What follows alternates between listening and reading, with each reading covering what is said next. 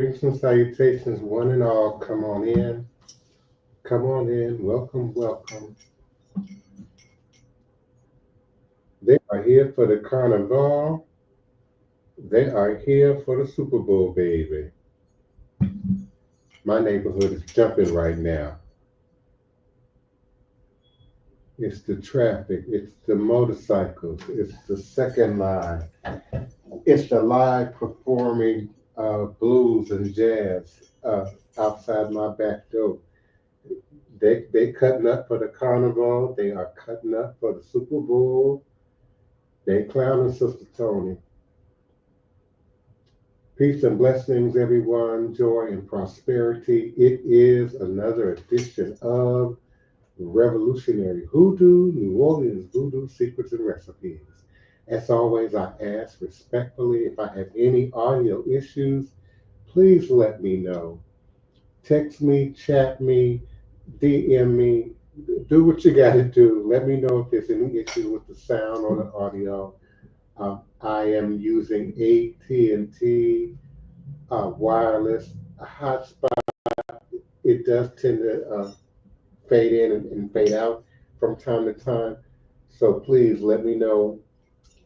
I forget to check it and recheck it. So let me know, and I'll be glad to pause and then pick up and continue. We certainly have some powerful co-hosts and guests with us tonight. Uh, my beloved godchild and initiate and friend and family member, the beloved Dawn, is with us, and so too is Sister Val Martinez. I call her the Queen Mother Tony Val Martinez, my sister wife, friend, partner in crime, uh, everything, all of the above. So I certainly appreciate you. And I invite those of you who are listening and those who are in the chat, if you wish to join us live on air, you can follow the link at the bottom of your screen that is scrolling now, streamyard.com, AAK number 8, DA number 4, QSW. That is our semi-permanent URL to access the show. So please feel free, if you will, and you're not bashful. You certainly don't always have to turn your camera on. You can do as beloved Dawn and Queen Mother Tony and myself are doing right now, and just use face, your face picture, but you can also certainly turn on and access your cam if you're good and ready to join us here tonight. There is a private chat. Let me check that. Yes, ma'am. We're going to talk a little bit about that, beloved, the cleaning of the and cleansing of the neighborhoods for the visitors, before the visitors, after the visitors, and then there's that which we do traditionally, ritually, as it relates to carnival season, Mardi Gras. I've said in previous episodes that all of those are incantations, forgive me, demonstrations of voodoo, various ways that voodoo kind of shows up in our culture. And people don't say it's that, but they treat it almost like it's that. So there's an overall apprehension, which Queen Mother's gonna love to jump in here and talk with y'all about tonight. Locals, particularly, who don't mix necessarily in the French Quarter, rarely, if ever, go into the French Quarter unless they work there. Um, Maybe they might take their out of town guests, or or family members who beg and plead. We might go, go down into the touristy locations, but we stay to ourselves. We stay in the community. We stay within the culture. Those of us who are culture bearers and avid participants in culture, and certainly not so much unlike other religious organizations sororities, fraternities. People tend to stay in their circle of space. We just have the pleasure and the luxury and the blessing of being a tourist destination, a major tourist destination. And so there's always something going on, and particularly now, I'm probably going to repeat myself every night in terms of the amount of sound that I'm getting from outside my house, which it's like a spell. It wants to coax you out, into the opening. But I have too much business that I have to take care of and I have to handle. And then there's all the weird energy that's Yes, happening yes, in 2025. Um, just first in 2025. Second, from now and moving forward in terms of what we have to do, deal with it in the next 4 years with the orange cloud. And then thirdly, if you haven't noticed or paid attention, we've moved into a new timing, a new dispensation, a new season that goes beyond just the orange cloud, but millionaires, people of power and position, people of control globally who don't necessarily mean the good and the well-being but certainly not for all. And how do we address that, deal with that at every level, revolution, activism, organization, but certainly those of us who claim practitioners, who claim the hoodoo, the voodoo, the obia, the magic, uh, the fa, ifa, the santeria, the palo, the witches, the tarot readers, the psychics, the saints, and the evangelists, and the apostles, and the bishops, and the ministers. Where are you, and what do you plan to do?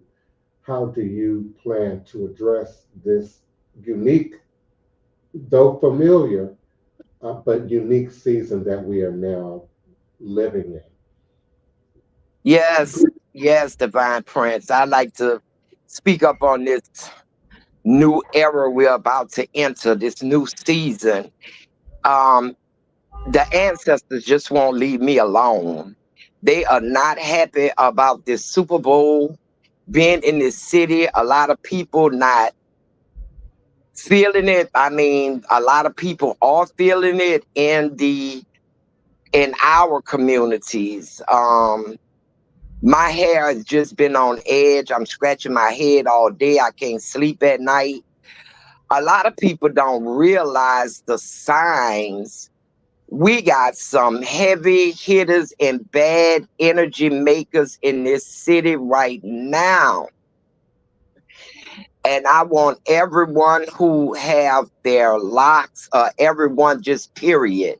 If you going out there amongst that, please cover your locks. Please cover your head so they don't absorb that energy. Because my antennas, which I call my hair, is going wild right now. We touched briefly on the plane crashes that's occurred coming out of Kansas City, 70 people. The one in Philly, 7 people.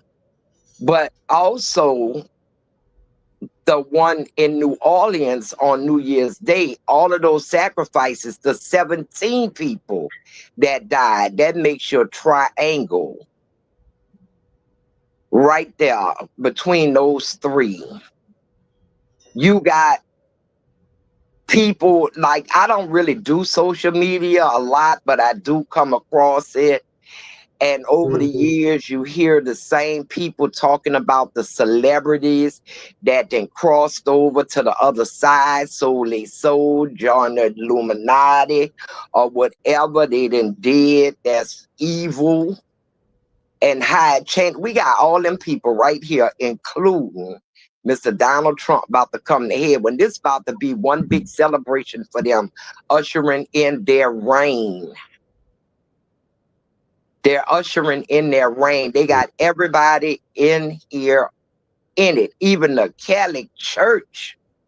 You know, people was mad that they projected those lights off of St. Louis Cathedral. Well, the church accepted the check for that. Be mad at the church, Now not the you're people talking projecting about the light. you're talking Huh? about the you're talking about the colorful, what do you call it, The laser light project show. performance that they've been showing on the outside of the St. Louis Cathedral in Jackson Square. Yes. The Yes. A same lot of location people. where the tourists and the tarot readers hang out. For those of you who aren't quite clear on what we're talking about. Yes. And they are upset about that because it's supposed to be a church and they shouldn't be doing that on a church. The Catholic Church accepted the check that allows them to do that. So be mad at the Catholic Church. They all involved in it. And like, Well, the Catholic Church, at least locally, is supposed to be bankrupt. So perhaps they needed the money. the Catholic Church locally supposed to be bankrupt, but it's still a Catholic Church. It still belongs to the Vatican, which is rich off the stuff they done stole from our ancestors and other cultures. So to me, the Catholic Church can never be bankrupt. Perhaps. They can never be.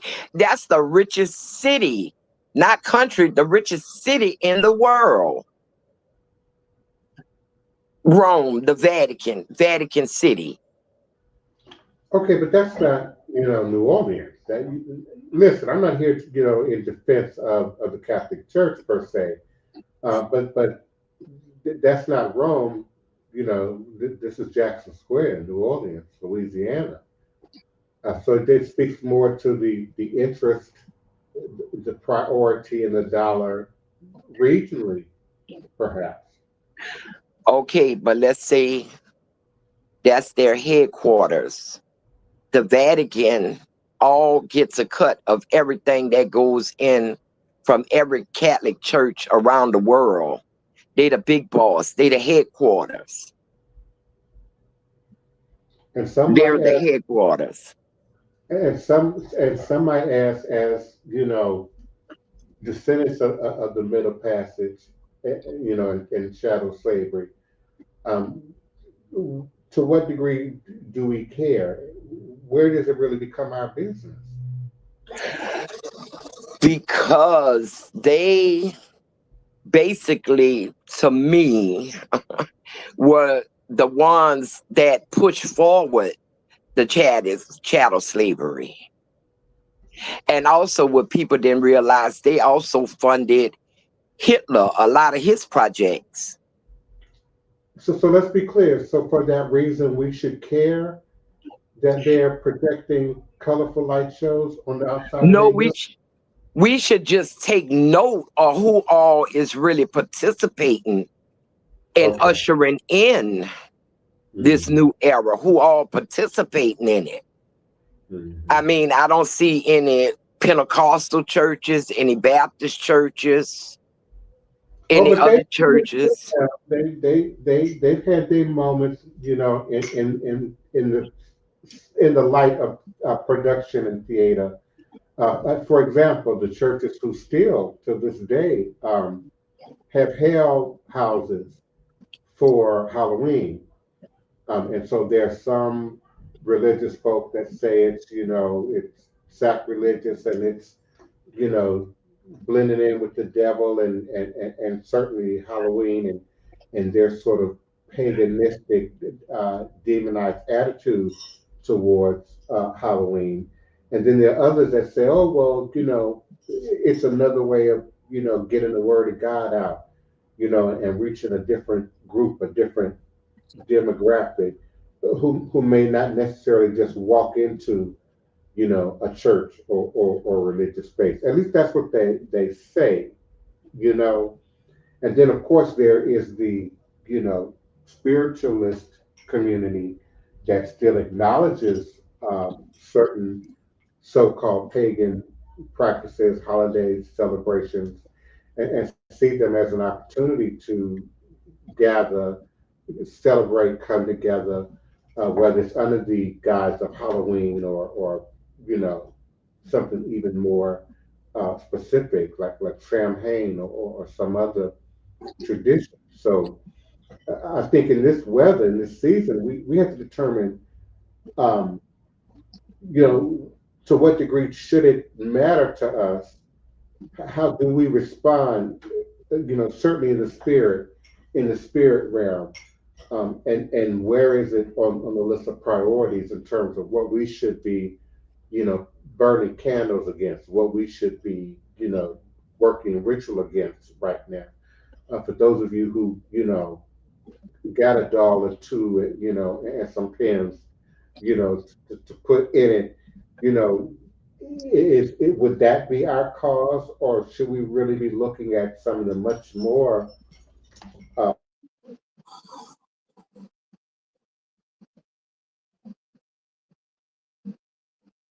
you know, in our society, and perhaps at the governmental level, We but certainly those things that affect society as a whole.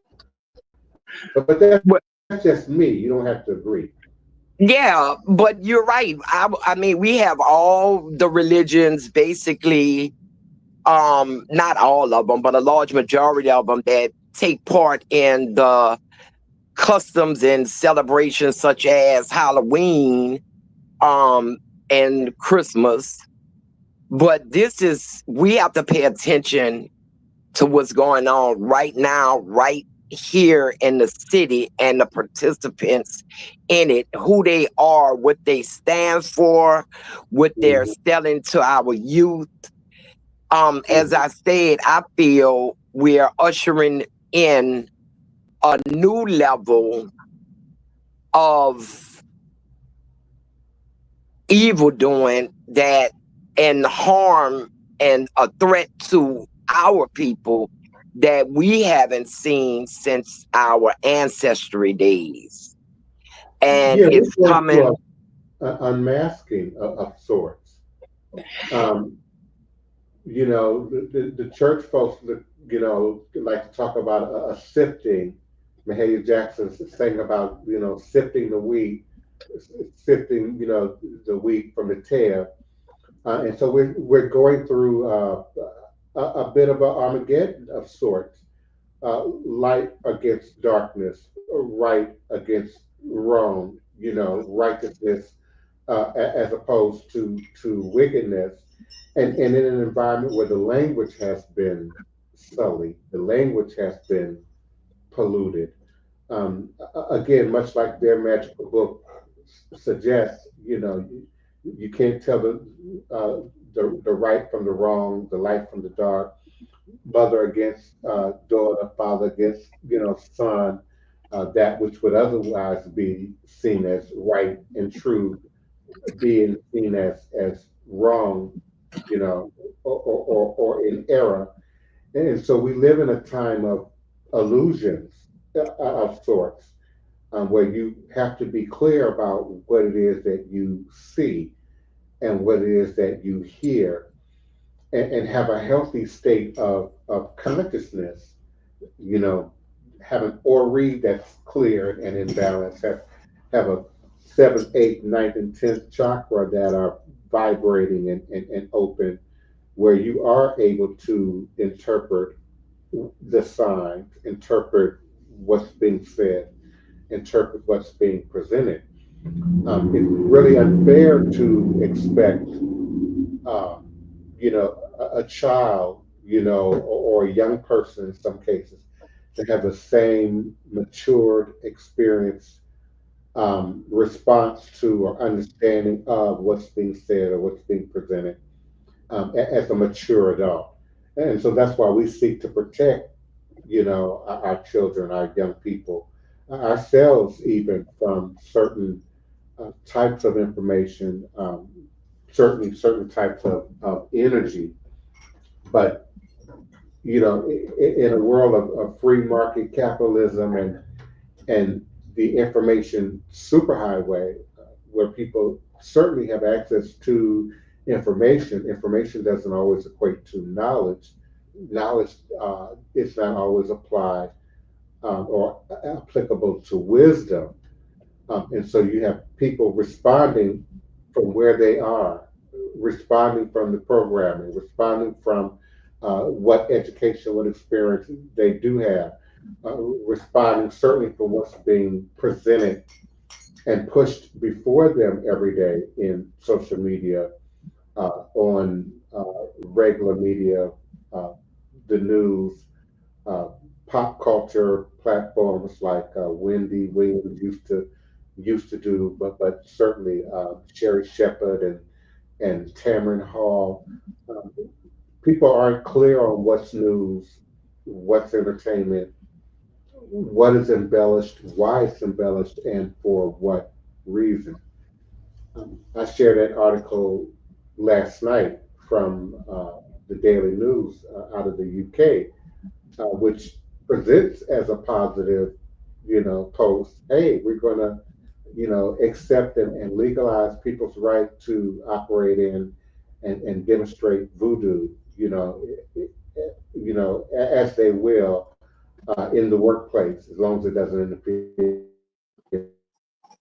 with the job. And so it presents as a positive acceptance and transformation in government and law and culture.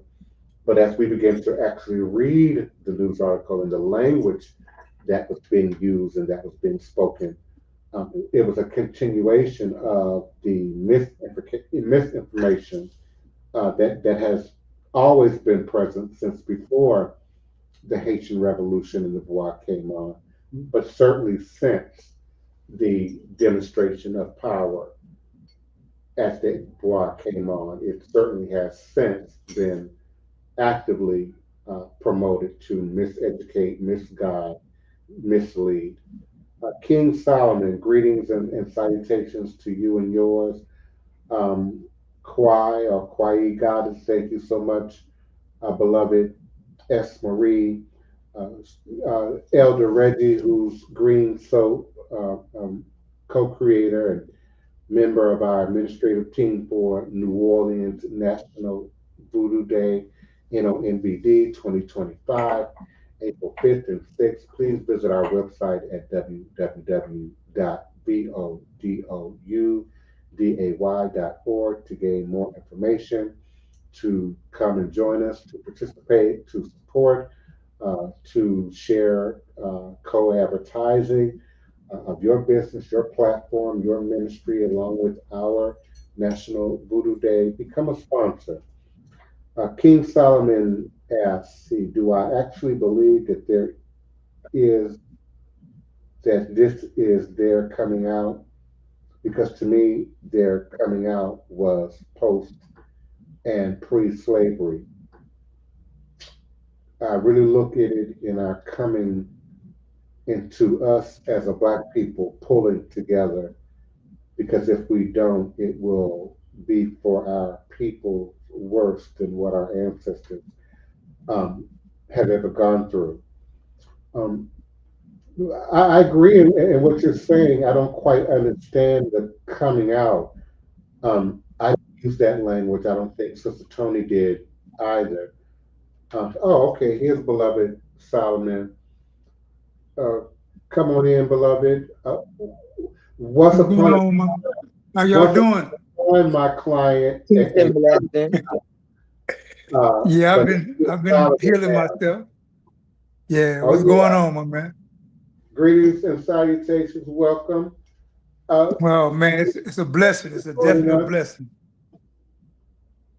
Love all y'all. I just want to say I'm listening to her talk about this the coming out of them, the evil, the wickedness. But far as I'm concerned, they always been evil and wickedness, wicked. But I think this is our coming into ourselves as a Black people. Because if we don't connect now, if we don't pull together now, if we don't preach Black spirituality now, calling the ancestors, dealing with our old if we don't do it now, this will be worse than slavery ever been. That's because right. now, because now what he have done and the papers that he have signed, the laws that he have passing, we gonna have to farm.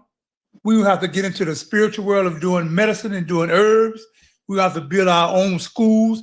And if we can't build our own schools, we have to make sure we have groups and buildings. It's buildings all over New Orleans, uptown that's abandoned, that they're using for all kind of crazy stuff that we could use, have our kids teach them self-defense, teach them the books, teach them sports, teach them our ancestry, teach them our culture. If we don't do it now, this is going to be the worst thing because he's a chameleon. You got to understand who Donald Trump is. When black businessmen needed money, he was the only one that lent us money. So he had to hide that. That's how he pulled that's how he played his card and hid his hand. The Haitians and the Cubans and Florida, they kind of like sold us out. But we still got to come together. I mean, come on, man. What have been in this world that a black man and black woman have gone through that killed us? Y'all said Bush. Y'all said Bush. Okay. Hold on. Let's not get too far ahead. Okay. I absolutely agree with you. I think Queen Mother agrees with you. Yes. But I made the distinction of not so much coming out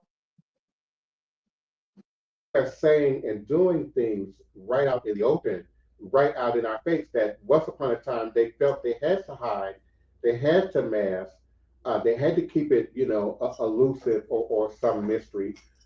So now you got the government, discussing aliens right out in the open. You got Elena Muskie, doing the High Hitler salute, more than once, right out in the open, on a live broadcast. So it's not a coming out; it's an unmasking. Where and again, the magical book, I like to call it, predicted sort of the young people would dream dreams and old people would see visions, and the masking would sort of be taken off all eyes. And everyone begins to see. But if we don't have that gift and that spirit of discernment, that's where the problem is. I also want to take a moment before we move too fast to acknowledge you, King Solomon, especially since Green Soap is in the chat. Green Soap is Elder Reggie. So Elder Reggie knows King Solomon. I know King Solomon. And, I'm not here to call you out, but I'm going to tell a little bit of your story and how we came together. Do you think? He was in the bowels of the judicial system, and I got a letter from him. Didn't know who he was, how he had heard of me, how he made any kind of contact with me. He had some previous, experience with ATR. How the black folks in the Baptist church say, come to us with Christian experience. He came to me with ATR, experience, knowledge of the Orisha, and had some history, with other Elay prior to me. But we began to work together. I began to initiate him in some of my ways. And then he went on to, as I said earlier, the show become the King Solomon that we know and love and respect today.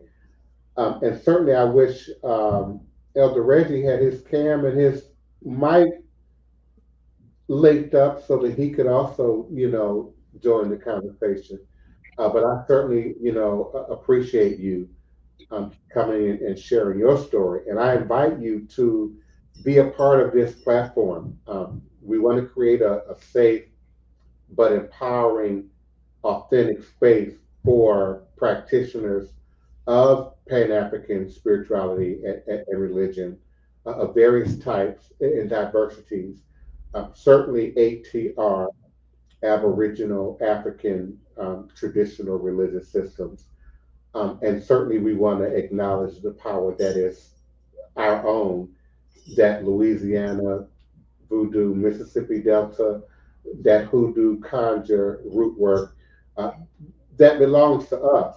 You know, if indeed Lukumi belongs to Cuba and Santeria belongs to Puerto Rico and Candomblé and Umbanda belong to Brazil, certainly Voodoo with four O's belong to us. Hoodoo, conjure, root work, call it what you will. You know, what our mamas and grandmamas and granddaddies and great granddaddies used to do.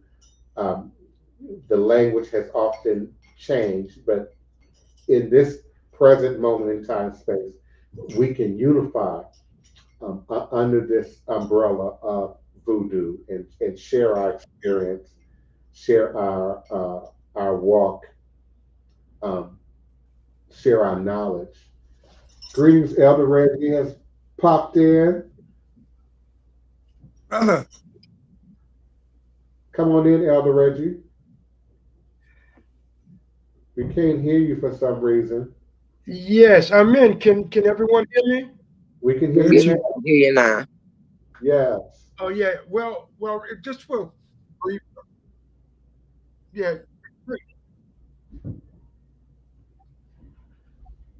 You're Okay. breaking Yeah. up. Are Oh, you with me?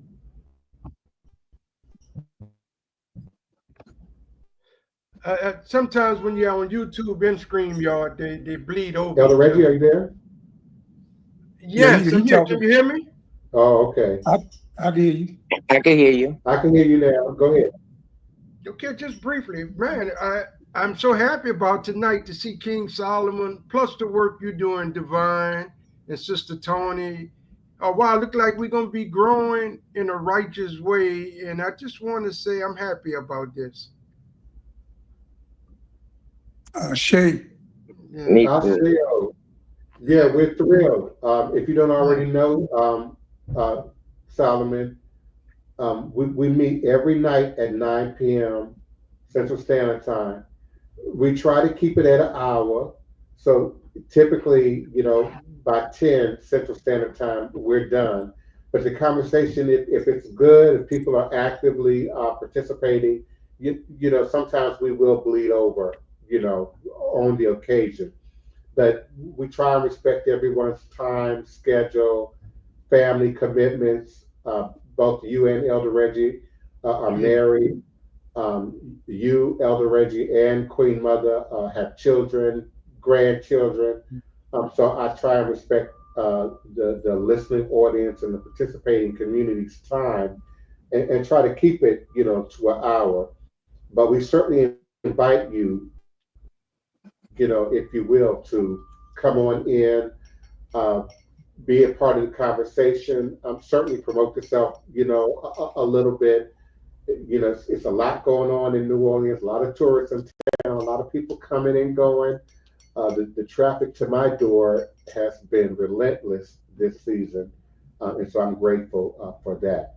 But we certainly welcome you, and we certainly want to welcome you to become a part of National New Orleans Voodoo Day, where Voodoo Worldwide, Haitian Voodoo, Dominican Republic Voodoo, Ouida Benin Voodoo, certainly Louisiana, Mississippi Delta Voodoo, but it's at one place that we've created the co-founders and the co-administrators of our team, of which Elder Reggie is a strong component of, and we invite you to be a part of that and to help us in growing this event, this celebration. It is a sibling ceremony to the Voodoo Day celebration that takes place on January 10th annually in Ouida, Benin, which has become a place where the Pan African diaspora has been invited to return to Ouida, Benin, certainly to the region, Togo, Nigeria, Ghana, uh, but it's sort of centrally located in Benin. And we've partnered with them as well as a Haitian delegation to produce, now in our second year, our own national Voodoo Day here in New Orleans. That invite your friends, family, guests to also come in and participate. But with you being a local, me and Elder Reggie certainly wanted to extend that offering to you. Anybody out there planning on going out and joining in any of the festivities in the city? I know I'm had not. the opportunity. Not for the Super Bowl weekend. No, I'm not messing with that. No. How you planning on protecting your neighborhood from that energy? Well, what I do myself, I always do prayers for the city of New Orleans, the Mississippi River, Lake Pontchartrain, Gulf of Mexico, Atlantic Ocean. So I'm always trying to throw positive vibrations that way. But sometimes the energy is so dark, it overrides that. But that's all you could do is have good intentions and send positive prayers for the city. Yeah, the city gonna need a lot of prayers. A lot of ritual work. I Yes, think it's imperative that we pray. I will be burning my frankincense and myrrh and All doing right, some other man. stuff. Yeah, can you hear me now? Yeah, Yeah, I think it's important and imperative that we, keep up our ceremony and ritual, certainly independently and individually for our own endeavors, our own families, our own households. Uh, but for those of us who call ourselves, leaders, practitioners in Mhm. these traditions, we also have an obligation to do work that affects the community, that affects the whole. And so there are certainly those libations and offerings that are carried out in Congo Square communally and independently. But I also like to work the crossroads, of my own community. You got to get out there sometimes and walk, from block to block through those crossroads and lay down those tricks as you chant your prayers, as you chant your oriki, as you say your prayers and sing your songs, but you've also got healing of unity within the dynamics of your own community. I don't think we've talked enough yet about the terrorism that took place in the French Quarter. And, and historically, culturally, I think that's by design here in New Orleans. Mm. The murder count, who's actually dead, who was actually murdered, where they were murdered, did they die when they got to the hospital? Those things have historically affected even how deaths and murders are reported here in the media, and certainly now, with the World Wide Web, that information goes out to the world. Such as this also tend to mass crime or mass murder in tourism, trying not to visitors, trying not to scare off, commercial activity and enterprise.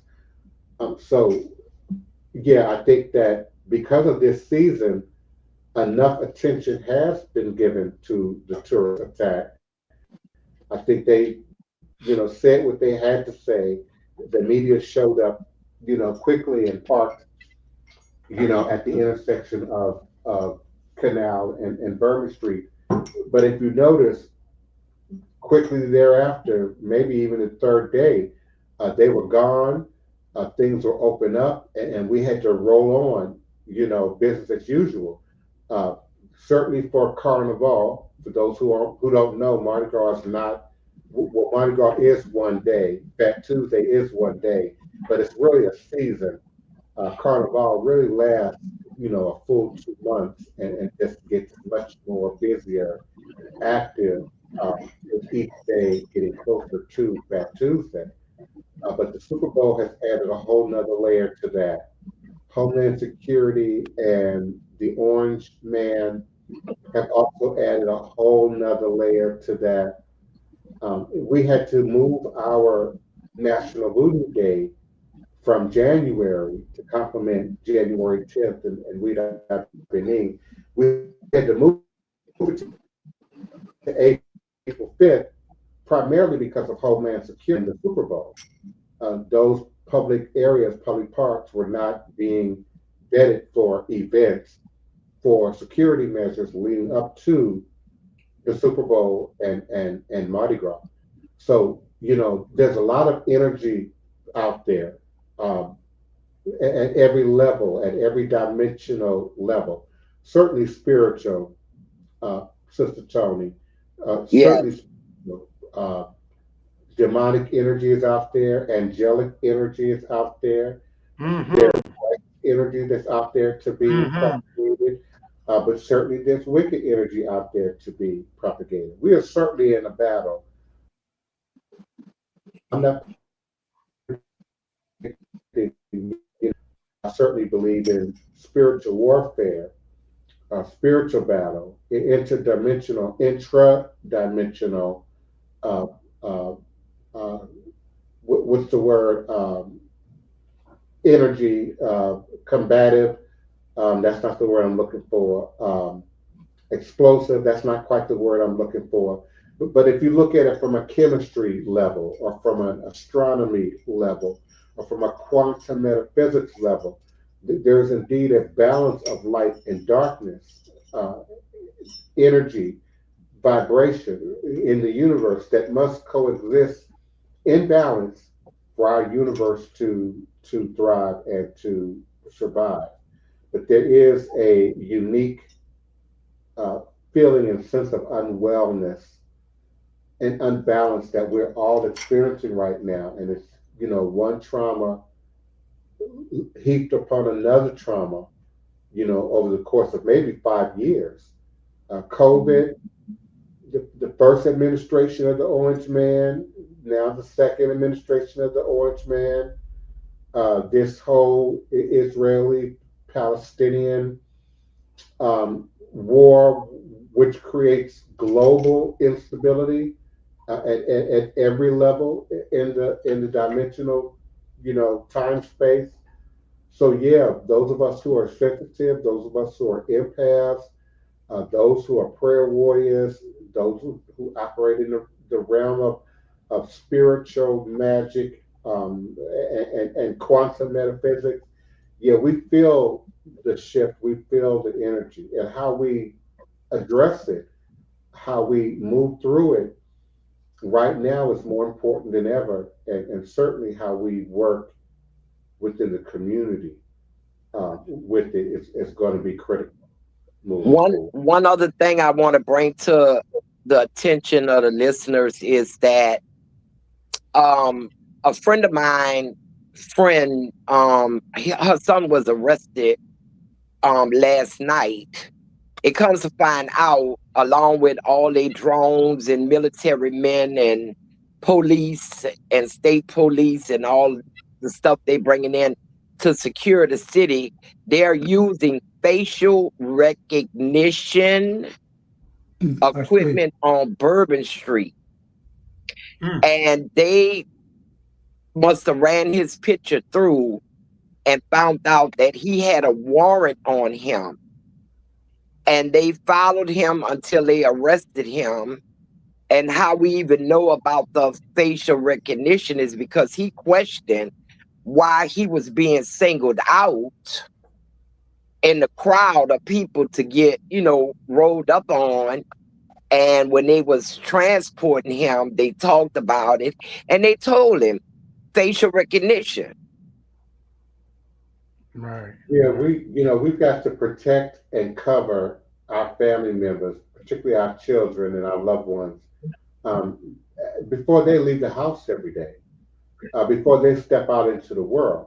Having a good root oil, a blessed oil, even a source of holy water that you trust, and praying over your children and anointing your children as they, go out into the world. My mother, some of you know my mother, Evangelist Savage, would pray and anoint us with oil before we would leave the house, going out into the world, and certainly would anoint the house and the doorways, within the house, periodically, just and for overall protection.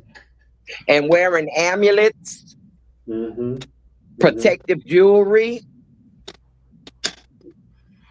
Yeah, Particularly, I would like to interject something. The last two Super Bowls, they had commercial. The last two Super Bowls held in New Orleans, both provided commercials that on the fringe dealt with voodoo. I'm wondering this year will one of the commercials also implement voodoo, because New Orleans is known for voodoo. Some people see it as a fringe thing, but the city is known for voodoo. And so I want to see if one of the commercials this year just highlight voodoo just in general. Yes, and I do remember those how commercials. do they I treat think it? How do they I think respect it? that's something that Certainly, it's not contacted. that's something that we have to um, stop leaving up to the people. We have to do it ourselves. We have to push this. I know, like I say, some people want to say this and that, but it's something that during these times we got to push that, because at the end of the day, regardless of what, this still is going to be one of the biggest stages in the world, and I we have to highlight our culture, our communication with ancestors, our healing, some form, some type of way, because it's gonna come around again. It's gonna be I another think stage, another big stage. that We have to do this. But yes, how, we Brother do. Solomon, when we don't have the money for those type of commercials? They're charging Well, eight well, I million listen. dollars mean, for a 30-second commercial. Well, listen. yeah, If but I can, we also have social do y'all we hear also me? have social media. Yeah, go Yes. ahead. Yeah, go ahead. I as I often am, was asked to do some promotional work as it relates to the Super Bowl, and not for the Super Bowl, not for the city, but for a gambling offshore online sports gambling site. And it afforded me the opportunity to once again educate and re-educate people about what voodoo really is, um, as opposed to sort of the Hollywood Halloween entertainment, you know, demonstration of how people try to sort of make out voodoo, and that afforded that opportunity to, you know, re-educate and get that message out. But I also think it's important that, as Brother Solomon said, that we create and recreate that for ourselves. Now I hear you, Elder Reggie. Mhm. Yeah, sometimes it is about money. As you know, we are working on our own produced um, uh, media documentation of voodoo. Uh, Mhm. we have our own production team, the Horn Brothers. It's been Mhm. trademarked, copyright, and we've been shopping, networks, platforms in which to air this product uh, Mhm. for at least 5 years now. But we are moving more in the direction in which King Solomon is stressing. Brother Andrew here in town, who's from Ghana, who's a member of our team, has also stressed the importance of self promotion, self production, finding new and creative ways using the technology to get out there and get the message out. listen, we're competing with a lot of coonery, buffoonery, miseducation, outright lies, um, clownish stuff that's happening just on social media alone. That's in direct competition to re-educating the community about ATR and Voodoo, and thus siphoning away people and resources that could otherwise be supporting what's authentic. Now, my complaint is not that they're doing it, but I'm making note that it's being done, and they're making millions of dollars in doing so, and just buffooning voodoo, mimicking, Shay. Miss Cleo, providing fake tarot card readings and miseducated interpretations of what voodoo, whether it's with four O's or whether it's VODOU, regardless of the spelling, what it is and what it looks like. It's up to us to do that. And it's one of the reasons that I sought to provide this space to have that discussion. I appreciate this newest incarnation of the podcast. As Sister Tony said, it's taken off great. We're growing in listenership and participation every night, and certainly people are re-listening to the show in archive, and that will bring you in to the platform in the coming days. But we are at ground zero of the Mecca of Voodoo, the Mecca of ATR, the Mecca of Pan-African spirituality and religion in America. So it's up to us at the grassroots level. It's up to us to create a foundation for which this house, this village can then grow upon. It's great that we can grow our individual practice, our individual houses.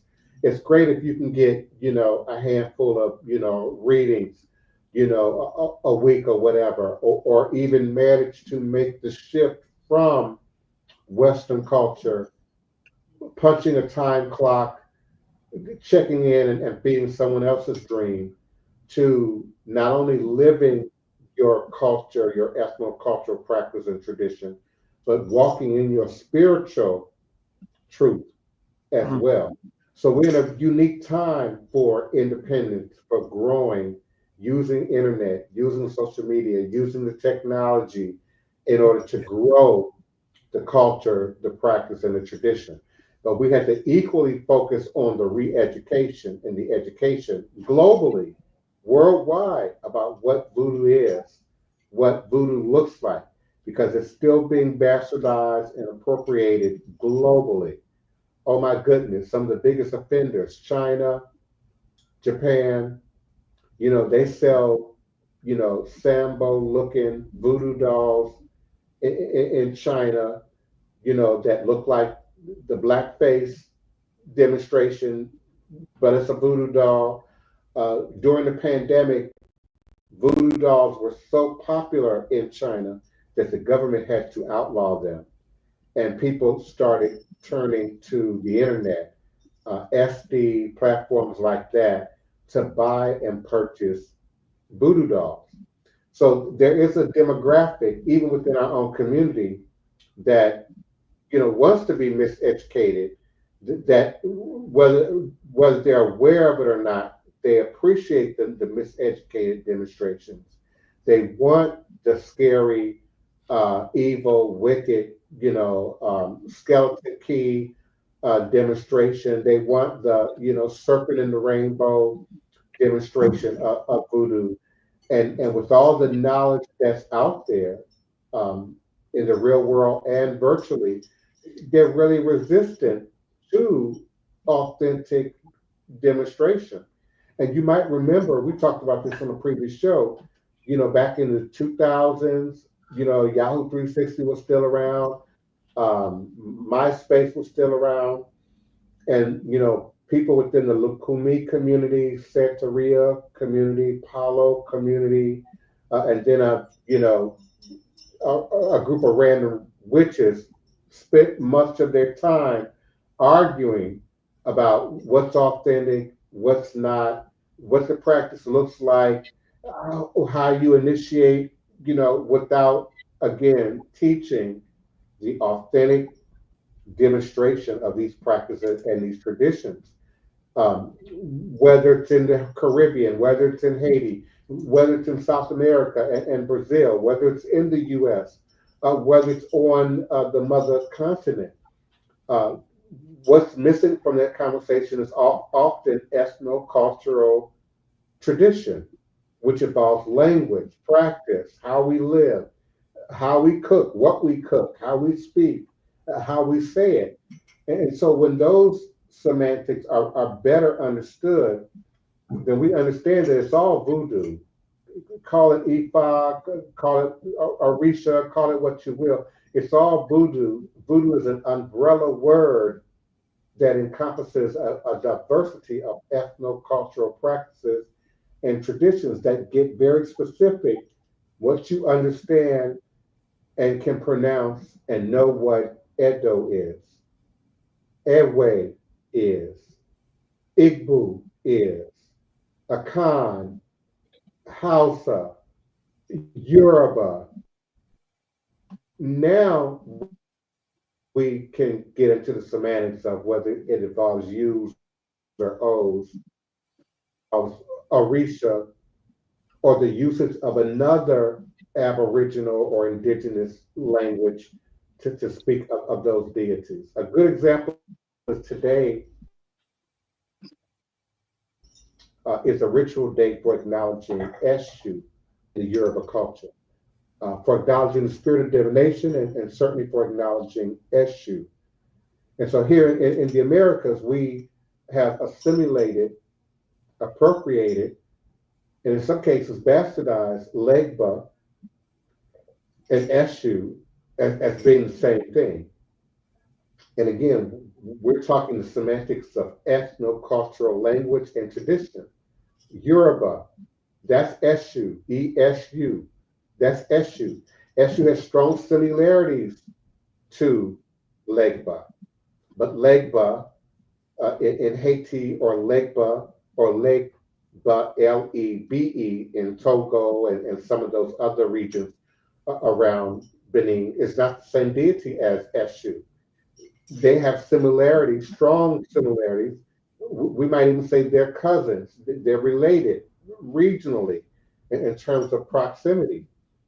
But it would be equal to calling Sister Val's gumbo or anyone in this room's gumbo equal to, somebody in Texas or somebody in Canada or another family across town. We could be pulling from the same recipe, but that spice, that roux, somebody gonna have more seafood than the other. Somebody don't want, no sausage in their gum. The gumbo is still going to be unique and specific. And so a sophisticated word for that in ATR is lineage. Lineage is not just who you were born from, but where you were born, and not just DNA bloodline, but in terms of your practice of the tradition. We practice a unique form of voodoo that is Louisiana, that is New Orleans. That is New Orleans. And it was birthed out of our experience. Brazil practices a very unique practice of Umbanda and Voodoo that is unique and born out of their experience. Haiti has a unique form of Voodoo. They speak Creole, so we spell the Voodoo with U's, and we accredit them, acknowledge them for creating, birthing revolution, and teaching us how to utilize ancestors in the calling of the spirits and ritual application to create revolution, to create liberation, to create freedom, not just to meet our basic human needs, food, love, health, work and income, but certainly for the liberation and the freedom of all people, as Brother Solomon was suggesting. We've got to begin to come out of our closets, come out of our homes, and in that coming out, continue that demonstration. Elder Reggie and I, along with other members of NONVD, have started where we have gone out to clean the streets ritually and spiritually when people are killed, murdered, harmed in tragic ways in which we feel portals are opened, doorways are open between the worlds and left open. There's a saying in the Black community, death come in threes. Yeah. But there's those same people, about voodoo, and they swear they don't know nothing about voodoo. But you say death come in threes, and they'll repeat that because it's ingrained in our DNA memory. Yeah. Science has demonstrated that ancestral memory survives at least 11 generations within our very DNA. Wow. So that death comes in threes suggests this understanding that we have that one, death is a form of a spirit or an entity unto itself that can come and not just affect one, but then affect others. And not always directly within the same house or the same family or the same community, but can affect humanity in a way that is synchronistic and stands out and is unique to us. When three celebrities, die, and we make something of that. When the three separate owners of F&F Botanica on Broad Street, the religious splash shop, all died singularly and independently within the course of 30 days. People started whispering voodoo. Till this day, that place hasn't been cleaned, dusted, opened, touched. And I wouldn't want to be the one to do it. Yes, indeed. You're right. Yes, indeed. So we say out of one side of our mouth, oh, I don't believe in that stuff. The Black character in Skeleton Key said, oh, I ain't scared, but I ain't gonna mess with it. And so it's cultural, it's ingrained as a part of our experience. And we just use various language to call it, speak it. I hear that a lot from people. Oh, they're not scared, but I ain't gonna mess with it. Oh, I don't believe in it, but I ain't gonna mess with it. Well, if you don't believe in it, of course you're not gonna mess with it. They just but Sister Tony, just to add what you're saying, and this is something I seen just in, I had the fortune to travel. I'm blessed. I appreciate that. Soap. So like in Benin, Togo, even in Nigeria, because the soap that they're able to get off the waterways there become a commodity. You can use for food, but you can also use in your magic practice. So almost everybody in the New Orleans area use soap in some type of formality, but yet they're not realizing that ties back to Africa and it falls under the umbrella of voodoo. But yet they don't mess with voodoo. Yeah. That was an excellent example. It immediately brought to my mind palm oil. Palm oil. Now you might cook with palm oil. You might be familiar with the culinary, specifications of palm oil. But palm oil is also used ritually, religiously throughout Africa, and particularly West Africa. And to give you a voodoo secret, it's a substitute for blood. Yes. So sometimes in placement of the chicken, the goat, the pig, then they might use palm oil in their application, their ceremony, their feeding of Eshu. Eshu is fed palm oil. There are other applications for palm oil in terms of divination in Afa, Dafa, Fa divination, Ifa divination, Marin, Delagoon. And so we use palm oil as a similar substitute to blood for the feeding and the anointing of the shells, or the feeding and the anointing of the palm nuts that are used in the pounding for the divination. So, as Elder Reggie said, Big Mom in the kitchen, stirring the pot, pinching, the right amount of seasonings, and spices and ingredients and herbs from the yard, without a written recipe. You know, on the one hand, is she cooking, or is she working a spell? Is she creating a remedy, that heals the body and nourishes the body, and the soul, or is she taking retribution, on Massa, and the owners of the house that sent away her daughter, or killed her husband, understanding left-handed and right-handed magic, understanding how our body utilizes energy, left-handed, right-handed, left hemisphere, right hemisphere. And so Big Mama could poison and Big Mama could cook. What made it witchcraft was a matter of interpretation. There you go. In the demonstration of righteous retribution, we don't call that witchcraft. The Yoruba might call that Iyami, the sacred and mysterious power of women. Okay, but in the killing, destruction, harm for no justice, for no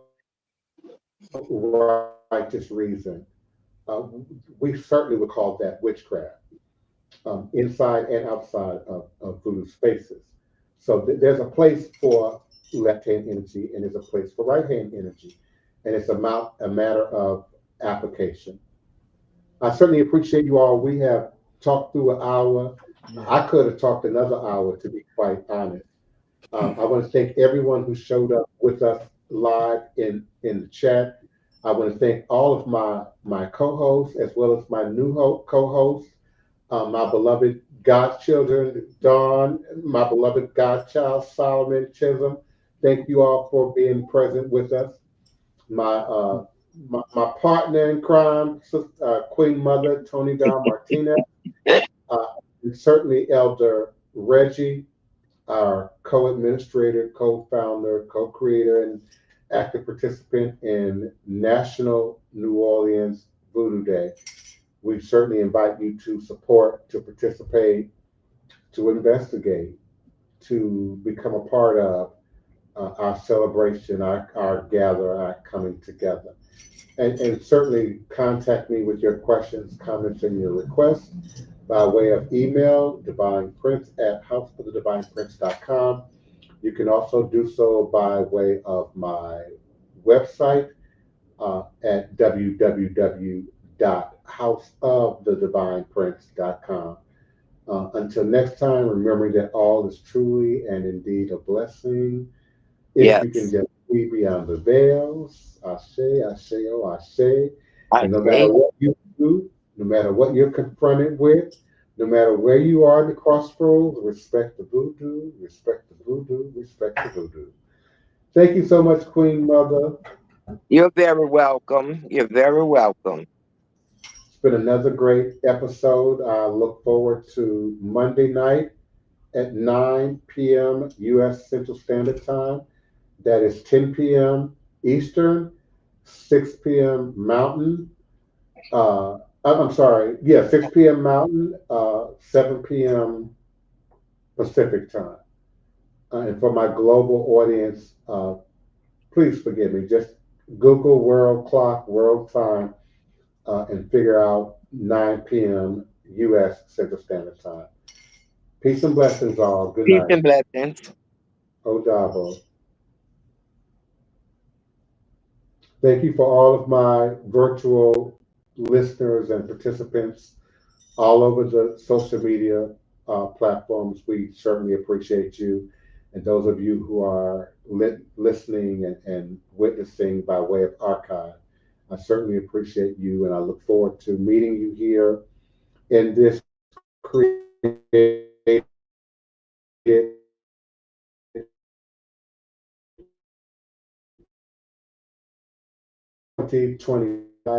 February 10, 2025, 9 p.m. U.S. Central Standard Time. All is a blessing. All is a blessing.